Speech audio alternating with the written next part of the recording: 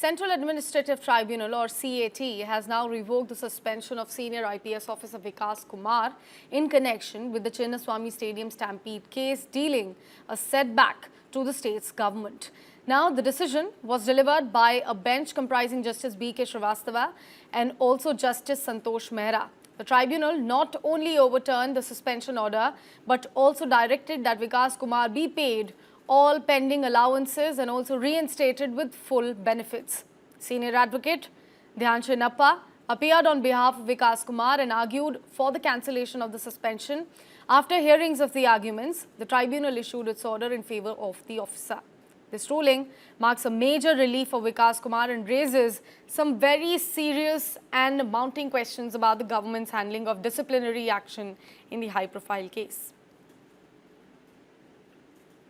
My colleague Gautam is joining us on the phone line. Gautam, what more details are we receiving with regards to, revocation of suspension of senior IPS officer Vikas Kumar in this particular Stampede case, and what does it exactly imply at?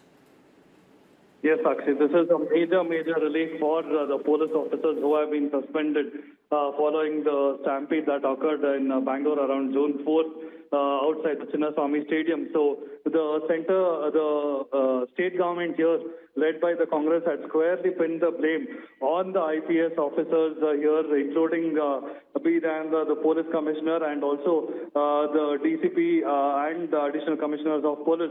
But now the Central Administrative Tribunal had basically revoked the suspension of the senior IPS officers, including Vikas Kumar and that of Dhyan, the police commissioner as well.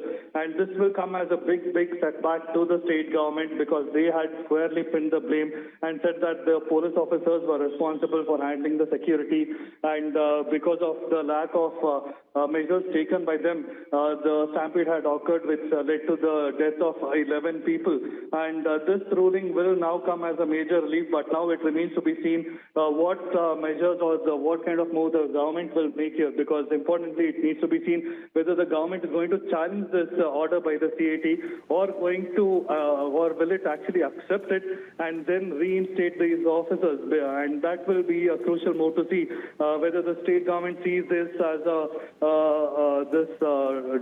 decision given by the Central Administrative Tribunal as a relief, or actually they see it as something that is contradictory to what they perceive that these police officers were indeed responsible, and they could possibly end up challenging this in a higher court as well.